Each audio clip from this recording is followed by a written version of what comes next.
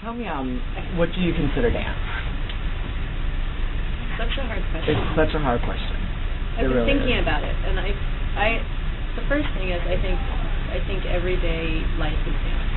That's the first thing I come to, because I think we dance from the time we're in the womb. And so then the question is, what makes dance something we watch, or how does the dance that we're always doing, because walking is dancing, I think, how does it then become something that's a formal showing? People are looking at it, occupying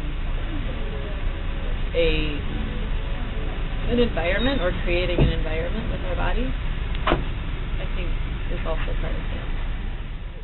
What dances while you're working for another choreographer is sometimes one thing, whereas when one goes into their own movement vocabulary and their own ideas, it's something else. And so I'm very curious, and then teaching is almost another side of that. So I'm curious about all the different ways dance lives in my life, and how I can find the bridge between them, or not, and if there's ultimately what is my most essential relationship to it, which for me is being in my body, having a body experience. And is that why you chose dance as the medium to sort of express your feelings, your ideas, and your create outlet? That's where I'm the most comfortable, and the most passionate, and the most alive, and the most probably difficult sometimes. But what inspires and influences you as a choreographer, as a dancer? Life inspires me. Great artists, Trisha Brown, visual artists, the modern, postmodern visual artists that we have around us. From working with Trisha, Brett Rauschenberg. I think I'm really drawn to metal, gold, and silver, and artists that work with making shiny objects. Part of why I like some of our Rauschenberg's work, because it's got a little shiny bits. But also music. I grew up listening to my mom play classical music on the piano, and so I love Beethoven and Mozart and Brahms, and the strings are really resonant for me. Any violin or cello. I really love like Moroccan, kind of African trance music that makes me feel like I lose myself. I don't have to think. I like that. It gives me a freedom. I love going dancing for hours and hours and hours, and just having live music around me, feeling the energy of the people around me.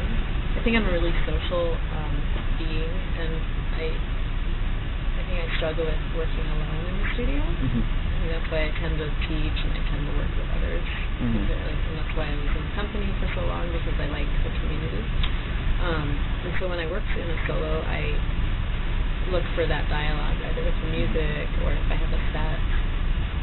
Right. So going back would lead into the next question about how do you create work, and I create work by beginning. I go either it begins outside the studio, or in the studio. This last work began several years ago when I was coming home from a dinner party in Queens, and I heard Irish music coming out of a pub at like 11 o'clock at night, and I just had to go in. I had to go in, and I sat down. I didn't know anyone in the place.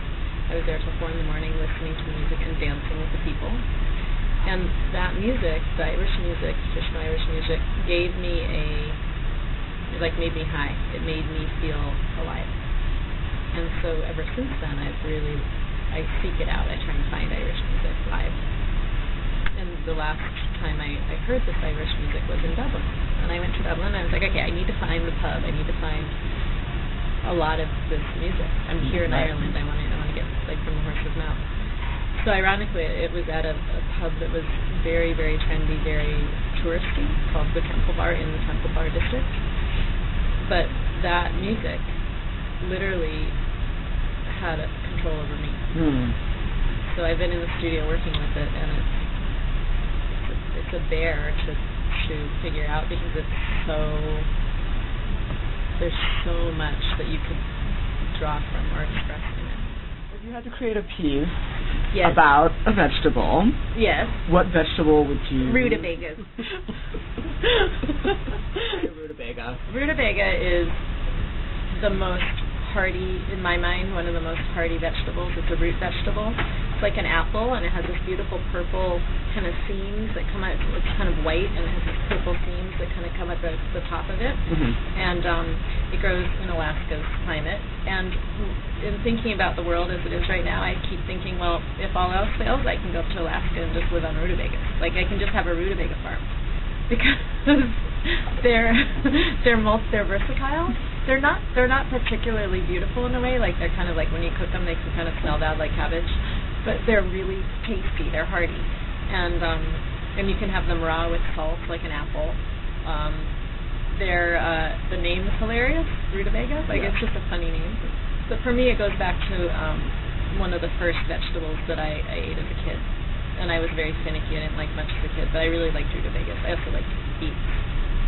But that's a whole other story. So the rutabaga also, I don't feel like my parents grew the rutabaga every year, so sometimes I'd be looking for the rutabaga all summer and we'd never have it.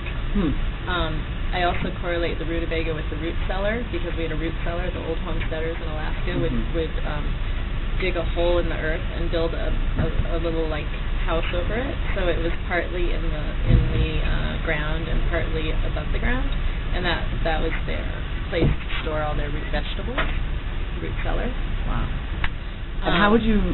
How would I make it dance? How would I show it? rutabaga? Well, for me, the rutabaga, because it has its like tangy kind of appley flavors, it has its big. You know, it's white. It's got the little purple seams, and then it's got the savory, like almost like a turnip when you cook it. It has such a variety that you could even take a movement score, and you could work with those very different tastes that a rutabaga offers. And then I think the underlying sturdiness of it allows us to be really unsturdy. Because I know that the rutabaga is sturdy, so therefore if I'm the rutabaga, I'm sturdy, and then I can be completely tossed around, and anything can happen, and I'm going to be fine. I'm going to land on my rutabaga.